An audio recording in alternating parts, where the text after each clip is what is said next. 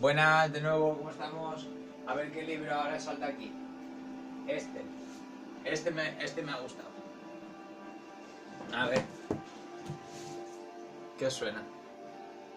¿Qué os suena? El origen de las especies al revés. Se ve al revés. Darwin. Entonces, vamos a hacer así un poquito al run. Lo mismo pasará con las plantas. Otra vez tema recurrente hoy, las plantas. Qué cosa la vida, ¿no? Se ha demostrado de forma experimental que si se siembra una parcela de terreno con una única especie de hierba y otra parcela similar se siembra con varios géneros diferentes de hierbas, se puede obtener, en este último caso,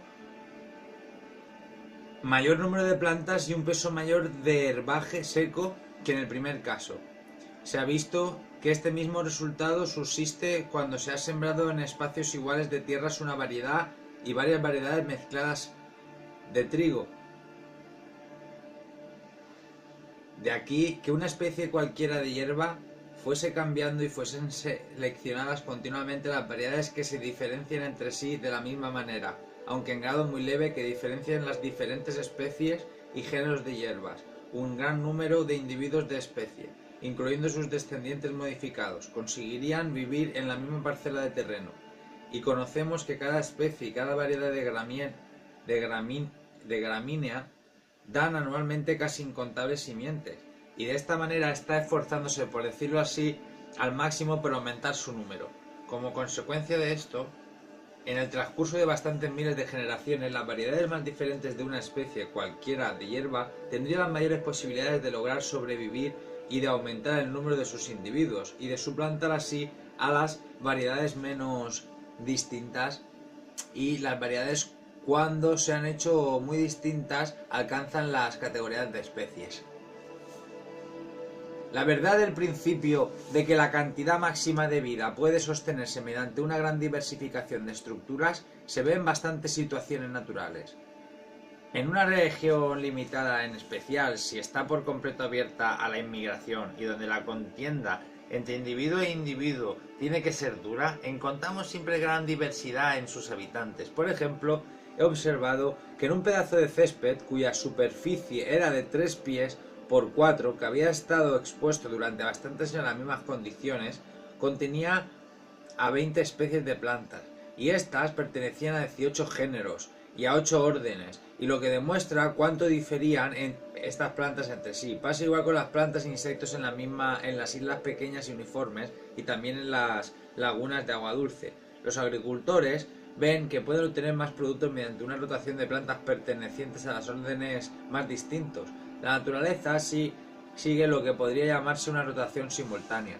La mayoría de los animales y plantas que viven alrededor de cualquier pequeño pedazo de terreno podrían vivir en él, suponiendo que su naturaleza no sea en manera alguna extraordinaria, y puede decirse que están esforzándose hasta lo sumo para vivir de la diversificación de estructura, junto con las diferencias de costumbres y constitución que las acompañan. Determinan que las habitantes que de este modo pelearon empeñadamente pertenezcan por regla general a lo que llamamos géneros y órdenes diferentes. Dicho principio se observa en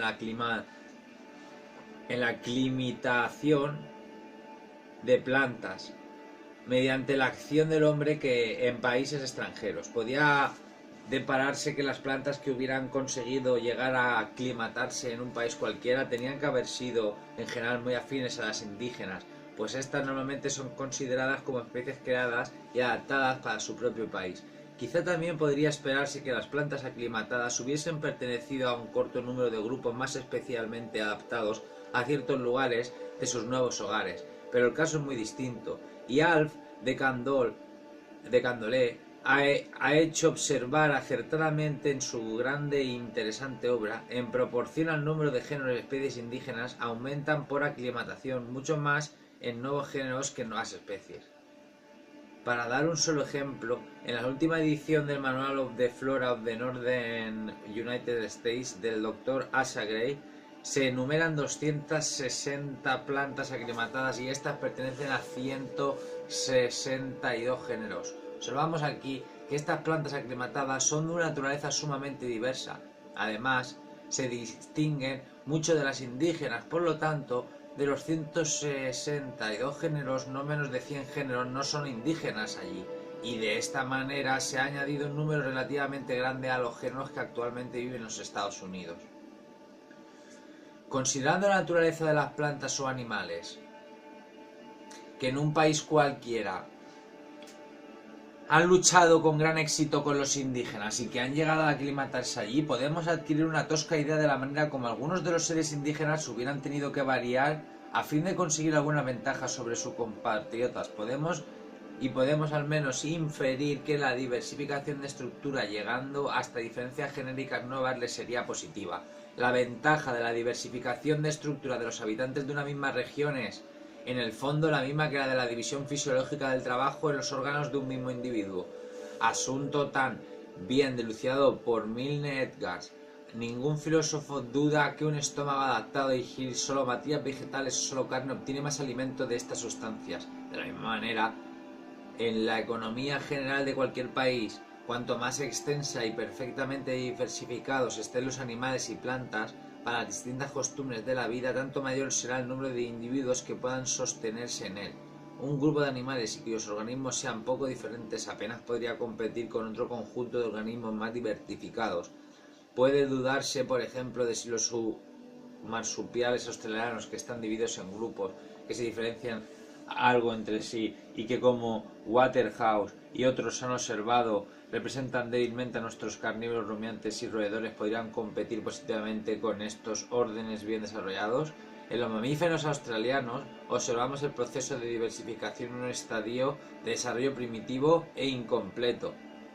Y ahora empezaría el capítulo efectos probables de la acción de la selección natural mediante la diversificación de caracteres y la extinción sobre los descendientes de un antepasado común. Tras las consideraciones precedentes, que han sido muy condensadas, podemos admitir que los descendientes modificados de cualquier especie prosperarán tanto mejor cuanto más diversificada llegue a ser su conformación y de esta manera sean capaces de usurpar los puestos ocupados por otros seres. Observemos en este momento cómo tiende a obrar entre principio del provecho que se deriva de la divergencia de caracteres combinado con los principios de selección natural y de la extinción. El cuadro adjunto de la página 110 nos ayudará a entender este tema algo complejo.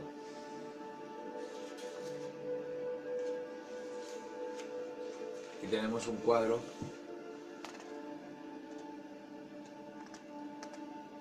algo complejo, así de revés, no sé qué parece,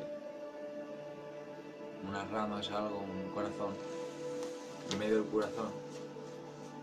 Este es el cuadrito, ¿no?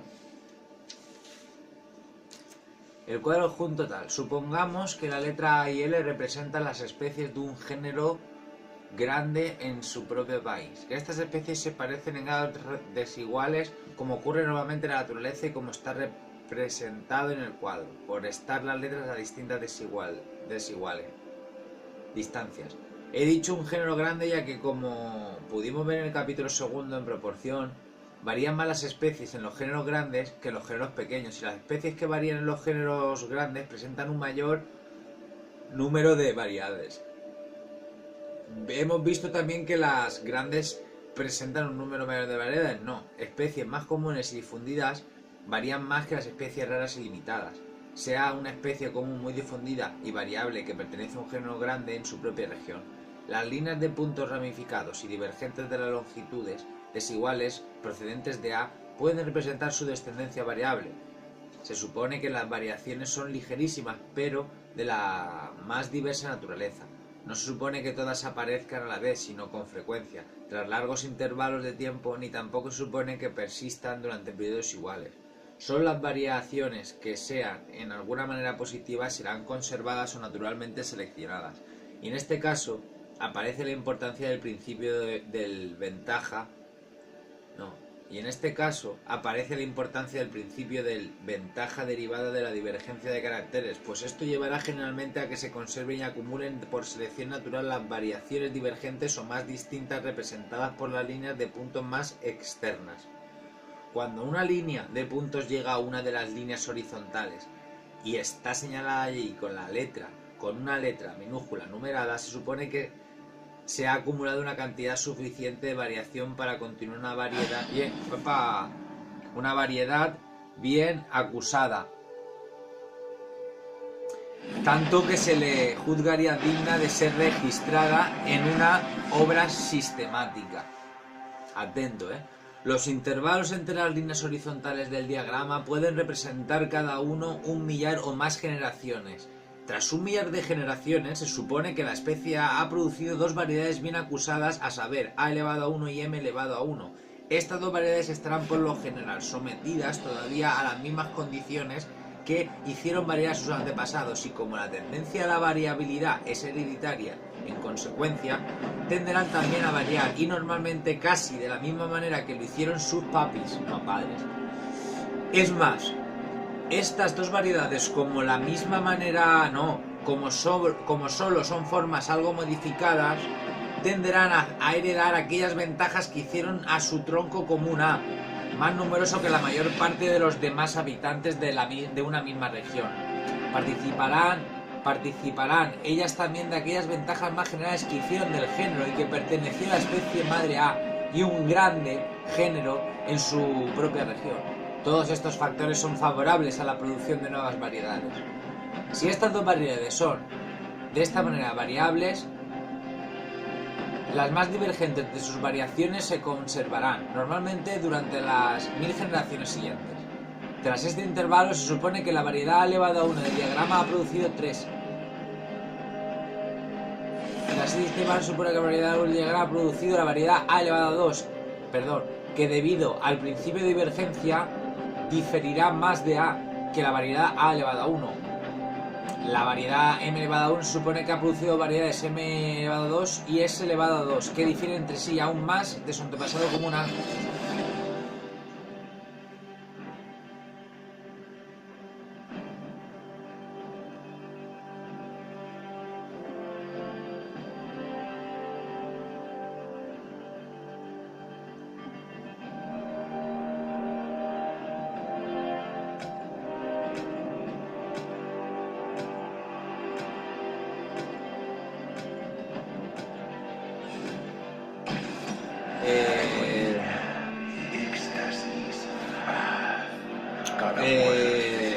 Podemos continuar que difieren entre sí aún más de su antepasado común A. Podemos continuar el proceso, con grados similares durante cualquier espacio del tiempo, produciendo algunas de las variedades. Después de cada 1000 generaciones, una sola variedad, pero de una condición cada vez más modificada, produciendo otras 2 o 3, pero de una condición cada vez más modificada, produciendo otras 2 o 3, variedades, y no consiguiendo otras producir ninguna. De esta manera, las variedades o descendientes modificados del tronco común seguirán normalmente aumentando en número y divergiendo en caracteres. En el cuadro, el proceso está representado hasta las 10.000 generaciones y en forma abreviada y simplificada hasta la generación 14.000. 14.000. Vamos. Claramente se ve quién aguanta más, quién no. Y todo de A, ¿no? Todo sale de A, ¿no? Bueno, pero he de llamar la atención aquí, que no supongo que el proceso continúe siempre tan periódicamente como está representado en el cuadro, aunque este es ya algo irregular, ni que se desarrolle sin interrupción. Es bastante más probable que cada forma permanezca invariable durante mucho tiempo y luego experimente nuevas modificaciones. Tampoco creo que sean perseveradas siempre las variedades más preservadas, siempre las variedades más divergentes. Con cierta periodicidad, una forma intermedia puede durar mucho tiempo y puede o no producir más de una forma descendiente modificada, pues la selección natural obra siempre en relación con la naturaleza de los puestos que estén desocupados o mal ocupados por otros seres, y esto depende de relaciones muy complejas. Pero por regla general, cuanto más diferente pueda llegar a ser la conformación de los descendientes de una especie, tanto más puestos podrán apropiarse y tanto más aumentará su descendencia modificada. En nuestro cuadro tal, y ya sigue con su paranoia. Así que nada, aquí ha estado ese previo, era un poquito a la selección natural. Grande, nos vamos.